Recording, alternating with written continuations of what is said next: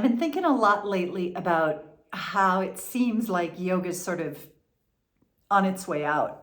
And the thing I want to say about that is I think it's because most people have been fed a whole bunch of baloney about what yoga is.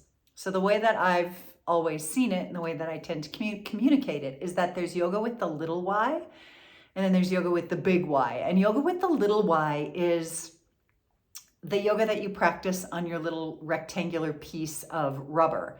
And unfortunately, it's not even rubber anymore. It's made of petroleum-based products. And so the whole value of it being something where you could connect yourself to a natural fiber that was connected to the earth is now out the window. So that's a whole other different topic. But we're so disconnected from the purpose and the passion behind what yoga really is. And so for decades now, I've spoken into what I like to call living your yoga.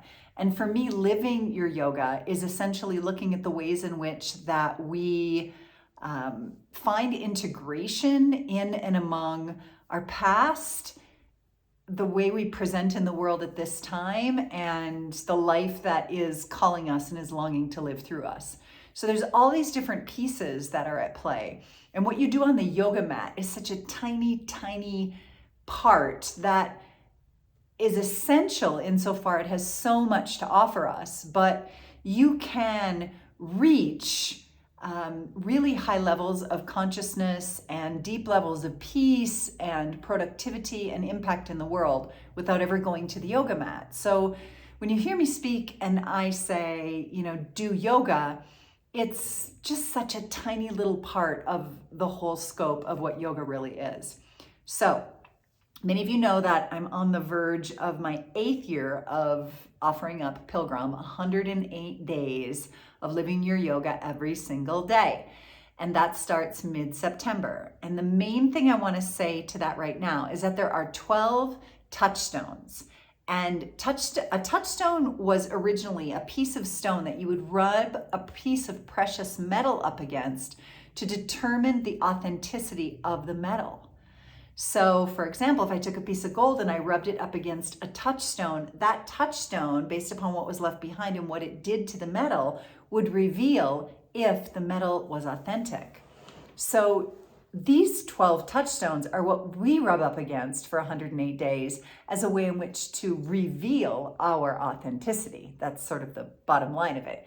So the beautiful part about that is that these 12 touchstones are all lifestyle practices that provide for us an opportunity to go deeper into what's most important to us. So let me just rattle off a few of them for you so you've got a sense of it.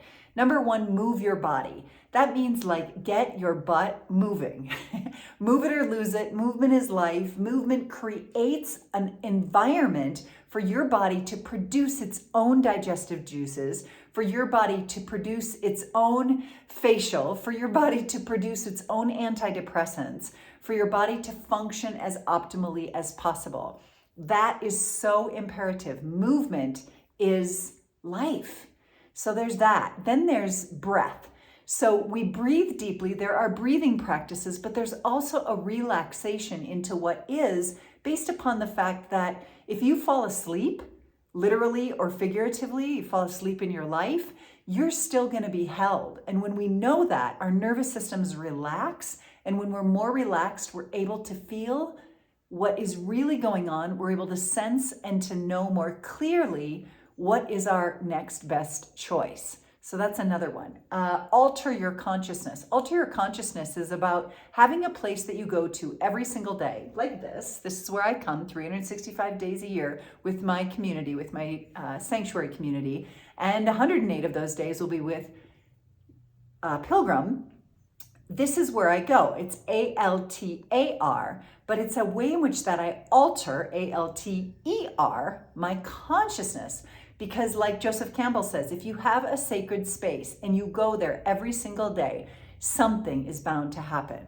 So that's what an altar is all about. I go there, I set my intentions, I say my gratitudes, I set forth a dream or a vision for how I want to show up in the world, and it slowly and steadily becomes real. That's the nature of altering your consciousness. Then there's align with nature, looking at the 5 elements, earth, water, fire, air, and ether, and knowing that the way in which that you move through life is part and parcel of the cosmos. You're made of God dust, for crying out loud. Every little thing that is making the cosmos expand faster than we can even count them is within us. Our potential also is part and parcel of that. So aligning with the 5 elements, anointing our brow with creek water, sitting with a candle in the early morning hours to light and illuminate our consciousness and our awareness. All of these things make a huge difference.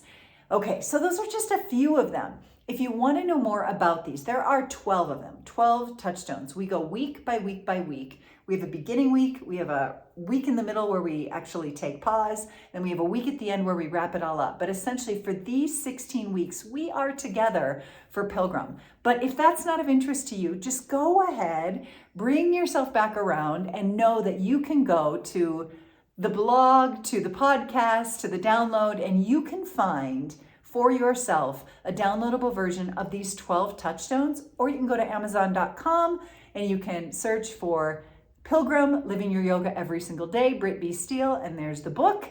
Any of these things are going to help guide you piece by piece by piece into living a more peaceful, resilient, grounded, fluid, upward rising, clear, magnetic, inspired, connected to all that is life. And I think that we could all use a little bit more of that. So I'm just here to say, you want the 12 touchstones, you want a basic activity, you can just go to the link, the description, brittbsteele.com/touchstones, and there you will find it. And I hope to see you in Pilgrim. Big love to you. Oh, mwah. Ciao for now.